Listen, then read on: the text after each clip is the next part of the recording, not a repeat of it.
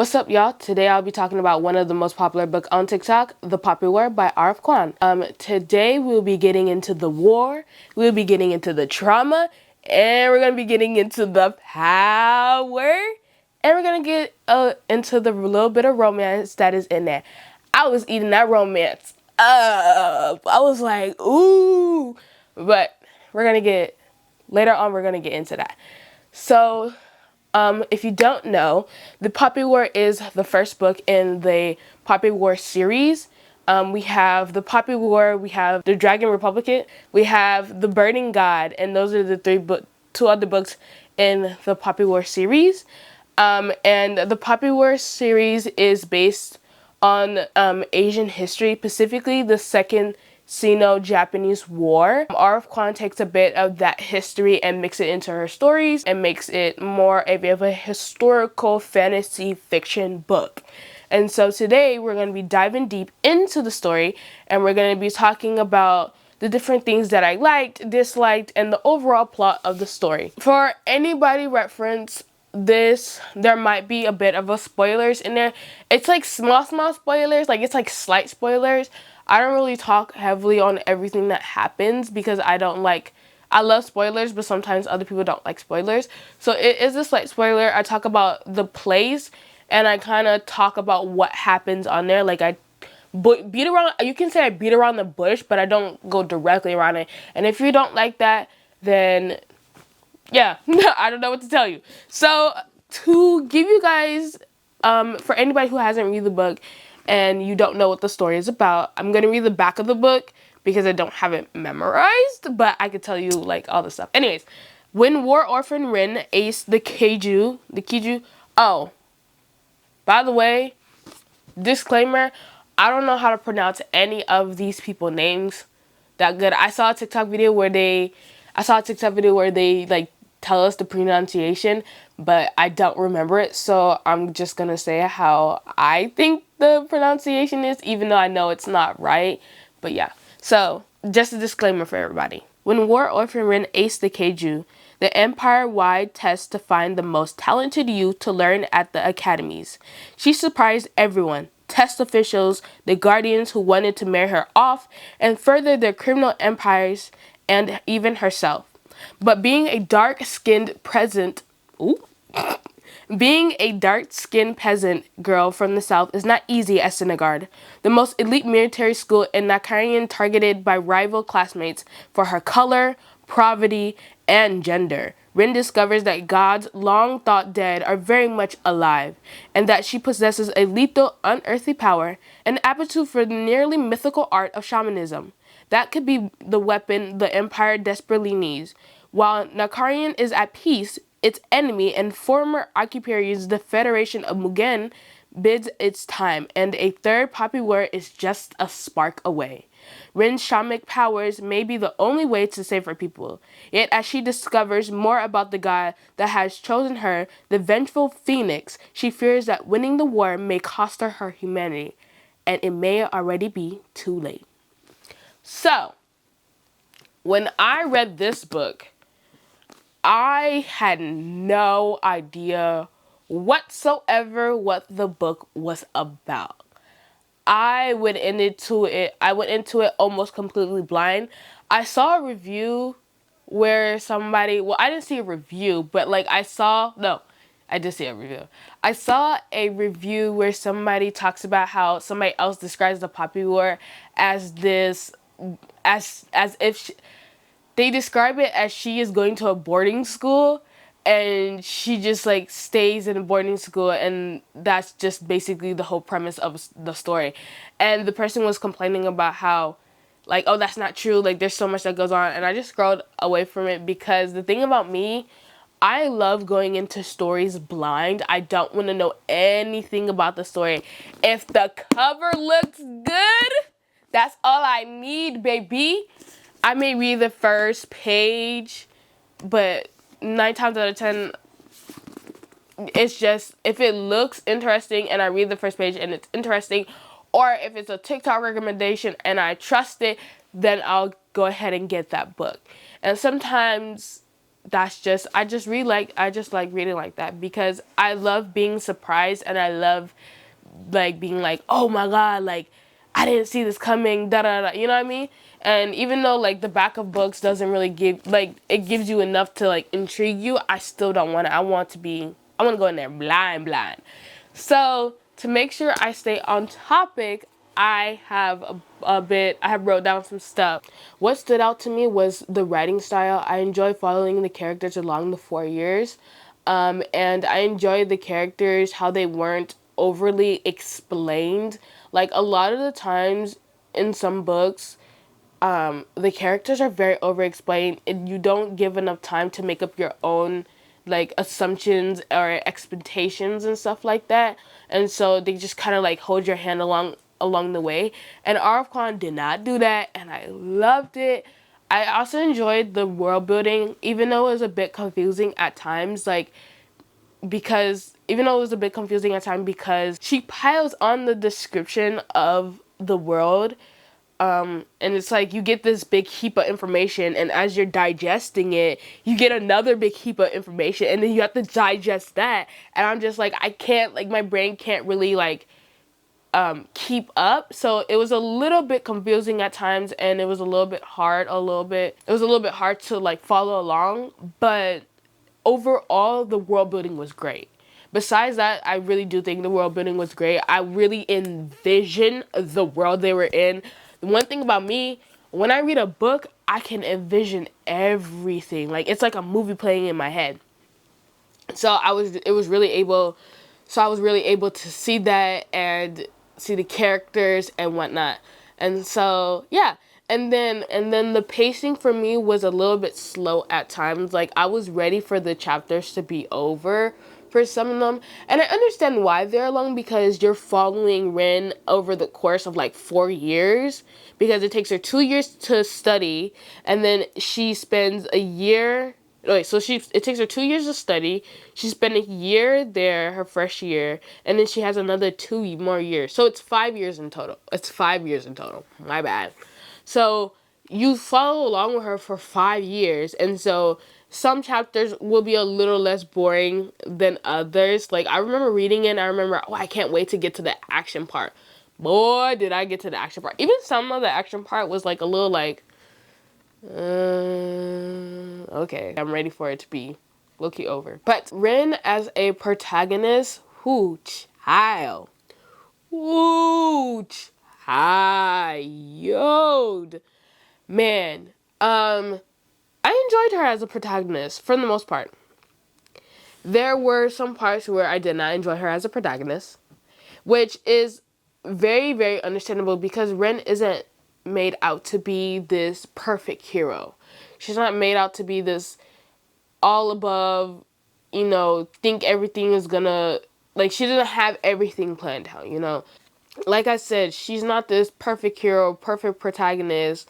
She has flaws, she has regrets, she has fear, and I feel like a lot of her decision is solely based in her upbringing as this dark-skinned girl among this dark-skinned war orphan girl that, is from a very young age just beaten down on verbally, physically, you know what I mean? And just overall emotionally as well. So it's understandable when somebody like her raised in an environment like this, she grows up, she has these, tendencies to think before acting, or, being contradicting to her own decisions, and just, having like snarky comments.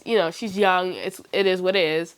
But yeah, so when you first get introduced to her in the story, I really like her character. I really like how snarky she was. I liked how she didn't take any crap for anybody, and she was like, I'm gonna do this, I'm gonna prove them wrong. I'm gonna be the head of my, time. I'm gonna get into Syndergaard.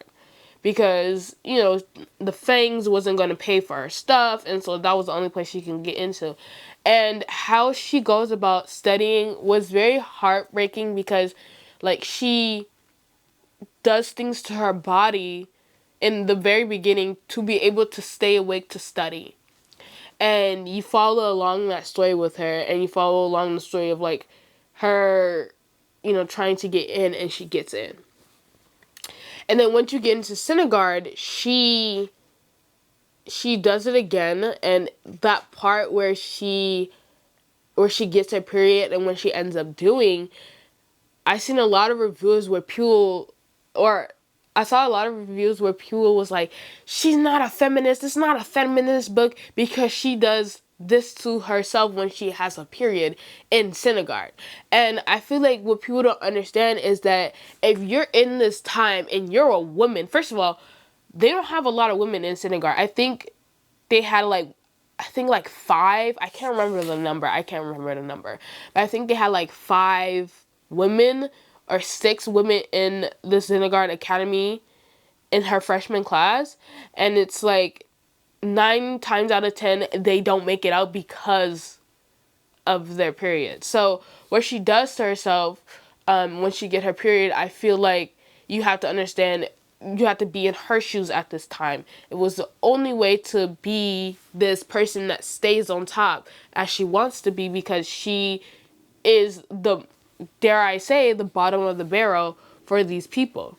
So it's understandable why she did that. And so I also like, despite not having as much resources as compared to the other people, she still made do with what she did. The fact that she went to the library at Syndergaard to go study the martial arts, the fact that she was able to get, what's her mentor name? Jing? When her mentor in the story finds her intriguing, she's able to use him as a way to like learn stuff. And so that was one of the things I enjoyed about her in the story. Once we get into the more of the storyline, and once the war hit, we get to see her more interaction with Atlan. When she meets Atlan towards the second part of the story, and the war happens, you follow along with her and Atlan. You see how much she looks up to him. You see how much she longs for his approval. And at first, I liked Atlan. I was like, oh, I like it. I was eating him up. I was like, their romance would be so cute. Like, stop playing. But then he was the commander, and he was with the other, what's they're called? I forget. But the other divisions, the other divisions, because they're the psych division, and so there's different divisions within this Poppy War series, because all the warlords are like broken up, and that's a whole nother thing in itself. Like, them warlords, like, yeah, no, they need to get out of power. The only one was Nezha father, the dragon warlord. I'm pretty sure he's the dragon warlord. Like, yeah. But we're gonna get into Nezha later on in the video. So, like I said, her story with Atlan, I was like, okay, like, I'm eating it up. And then once he becomes commander of the psych, he starts to go star crazy. Like, he starts to, like, I'm like, oh my God, like, I start to not like him. I start to get irritated by him, because I'm like, you're such a sweet boy. Like, what happened? I know what happened, but I'm just like, broski, like, no. But yeah, so once that happened and everything happens during that whole scene and all that, during that part of the chapter, and then we get to the point where they're in the library, I'm like, that's all it took for her hearing Atlan's story, for her to then take the opiums, because she was very much against it. Like, if it was, she took it because of the purpose of being with the Phoenix, because another thing I didn't like about the story is that they had to take opiums to talk to the gods. Like, I expected more of a fantasy element to it, not opiums, because I'm like, that fell flat for me. I'm not gonna lie, that fell flat for me. But yeah, so when she takes it because of hearing the story of him, I was like, that fell flat for me again, because I was like, If she took it because to get closer with the Phoenix and that, I'll be like, okay, cool, cool. But when she takes it because of Alan, I'm like, I meant to say smoke. When she smokes the opium, because she takes psychedelics in the beginning of the story with Jiang, her mentor. So he has her take psychedelic. But when she smokes the opium with Atlan, like that's all it took to hear his story. It just was like, are you serious right now? Like, I thought you were so against it, and because you look up to him so much, you just took it because of that. And it's like, okay, well, Atlan has a very troubling background, which is very true. He does. I feel like she shouldn't have took it. She shouldn't have smoked it because of that. She should have, stayed true to who she was. You know. But yeah, I liked Atlan, and he was a very interesting character. And his relationship with her was very interesting. Guileless is a very heavy part of the story compared to all the other chapters. I'm not gonna go into details about the gruesome things that they do. So if you want to know more about that, I would recommend just reading the book yourself. And so when I finished the book, I went to go look at the 1-star reviews on Fable. Me, I love reading the 1-star reviews about books I like because I find them very funny and very interesting, and I like, why people love the book. But I want to know why people did not like the book. Like, what about it made them hate it? And a lot of people talk about that part of the book. And they talked about how gruesome it was. They hated how gruesome it was. They hated how they felt that R.F. Kuang just plucked that history and then just placed it there without regarding the people who suffered in the actual war of it. And for me, when I read that part, it made me a bit uncomfortable, but it didn't make me feel like how those people felt. It wasn't really that much shell-shocking because of the fact that I watch a lot of action films. I read a lot about history, and I'm used to digesting such heavy topics. So it wasn't that much of a shell shock as it was for most people. Mind you, I went into this blind. Like, I didn't even know they were going to have that in the story.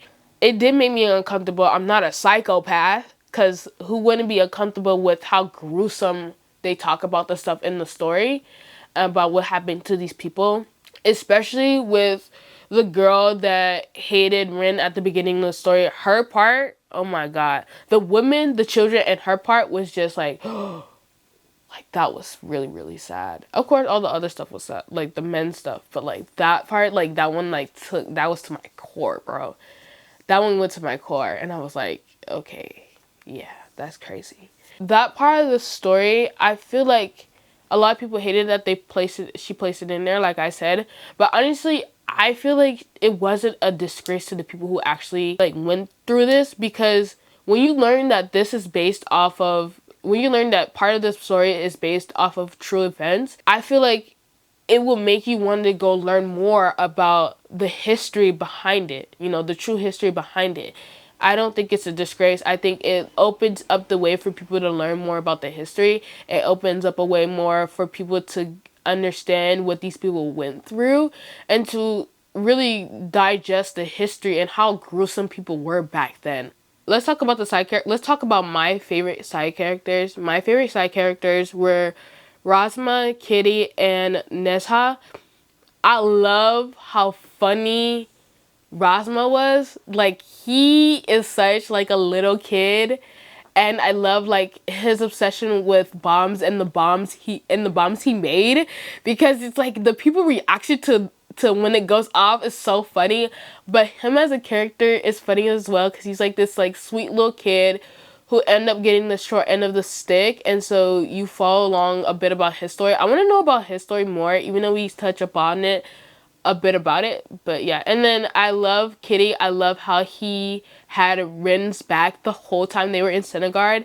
I love the funny comments he had towards Nezha, because him and Nezha and the other girl was all raised together, or they had the same tutor together, and so it's funny, like he has this sort of resentment toward Nezha about how he just changed once he got into the academy. And so I really like his character. I loved him. And I love following along with him. And then Nezha, let me tell you, Nezha, I hated him. Oh, I hated him. I hated him in the beginning of the story because he was this snobby prick of a boy who felt like he like had it all, could do it all. And I love how Rin whooped his butt. You know, she was like, I'm from the South and you may be from the North. I think they're from. You may be from the North, but I am from the South and I'm going to whoop you because all those are pretty tactics. And she's like, whip him the first time. And yeah, so he was very much a prick in the beginning of the story. But I like once the war started he did a full 180, especially you first get a glimpse of it when they first get attacked at Senegard. And you see that he has her back. And so you see that, and it kind of like plants the seed. And then when he comes down from the Dragon Republic after what happened to him, which I want to know some more story about what happened to him, because we get planted some seeds that he might be, you know, a shaman in the story. And so I want to know more about that. So once we get to him and Rin meeting again, we get to see more of a nice side of him, of the sweet side of him. And for a second there, I was like, oh, I want the love triangle between Atlan, Nezha, and Ren. And I was like, ooh, like that love triangle right there would be so cute, you know. But it obviously Atlan was out of the picture after a couple scenes. That one scene, we get to see him be more sweet, be more caring. And then what happens to how he gets pulled away from the story, from the rest of the story towards the end of the book, really broke my heart. And I felt for Rin because I'm like, oh my god, like, oh my god, my poor sweet girl. Oh my god, my poor sweet girl. Like, she really liked him. And I didn't like how Ren, well, it was understandable. I see, that's where I would talk about how there were some parts about Ren that I didn't like. Like, she was very mean to her friends, and the only person she really wasn't mean to was Atlan, when she should have been standing up for herself with Atlan. Because, like, how are you mean to the rest of these people and being this devoted servant to Atlan? Like, what the hell? So that pissed me off. But like I said, Nezha was very sweet, and he started to grow on me, and I started to like him. And so what happened to him like broke my little heart. I'm not gonna lie. So yeah, I'm excited to see what happens, because when I finished the book, I thought he wasn't gonna come back, but apparently he does come back, and there is a bit of a more love romance with him and Rin. Also, speaking of their relationship together, you start to see a little bit of seeds blossoming. You kind of like root for them, like I said, and I was rooting for them for sure. So seeing that there might be a little bit more of them in the next book, I'm very excited. And then the next book following after that, okay. And then some of my favorite scenes in the story is like when she carries the pig up the stairs, when she talks back to her enemy in one of her first enemies, the girl. I like that. I like the scene with her and her master, her mentor. And I think that's it. Let's talk about Ren being a Spearly and that whole background about what happens. For me, Ren being a Spearly was a little bit confusing. I know she's a war orphan. I know she's dark-skinned. And I know that she, doesn't know her history of, like, what happened to her and who her parents are. So it's very much possible for her to be a Spearly, because Atlan is dark-skinned. But I feel like the book didn't set up her being a Spearly that well, because there were times where I was like, okay, well, get connected with the gods. Especially when the Psyche are all together and they talk about how they got their gods. it seemed as though you get to pick it and choose it between the vast majority of gods in the place that they're at, in the little. So when people were like, oh my god, she's a spirly because she had the phoenix power, I was like, okay, I can see it. Okay, I can see it. But then you get like, there's parts of the story where it feels as though that she's not actually a spirly, and it feels as though she was just able to tap into that god compared to all the other gods. But then they explain like, oh, the spirly chooses you, or not the spirly, the phoenix chooses you, and I'm like, okay, okay. And then you get back to, oh well, she's a spirly because she was able. So it's like, I wish there was more of a distinctive thing to be like, she's a spirly, like there's no other way, you know what I mean? Because a lot of the times when she talks to the phoenix, and a lot of times when she talks to the ancestors of the spirly, it's through other people. So it's like, you don't get this real, you know, she's a spirly, this is how come she's able to talk to the phoenix. And the phoenix, bro, oh my god. When she was like, the phoenix was like, come in, my child, come. Gave into the rage, da da da da. I was like, oh, ooh. I wanted her to do it, but I didn't want her to do it at the same time. But so it was just interesting to see that, and I think it's very interesting for her to be a spirly because it's like her and Alan are the only two people who are a spirly, and I want to know more about how she was able to escape the island. We don't find out about Rin's background, how she's connected to spirly, so I want to know more about that. And yeah, so at the end of the story, there's a big scene that happens where her, Kitty are arguing, and then she meets Atlan's second in commander. And it's like you have this kind of parallel event where she has this argument with Kitty, and then you get this like alliance with the second commander because of what happens. And so that was very interesting and intriguing. With that being said, I give this book a 4.5. I enjoy the storyline, I enjoy the writing style, I enjoyed the characters, and I enjoyed the overall plot line of the story. I definitely would recommend this book, but I will say read it with caution because this book isn't for everyone. There are a lot of trigger warnings in this book, so make sure you do your research on those trigger warnings. If it triggers you, do not read this book. Rin isn't a protagonist everybody's gonna love. So tell me in the comments if you loved and understand Rin, or if you were irritated and distraught by her decision. Thank you for tuning in, and I hope you guys have a good day. Peace out. A-Town. Dun dun dun dun dun dun dun dun.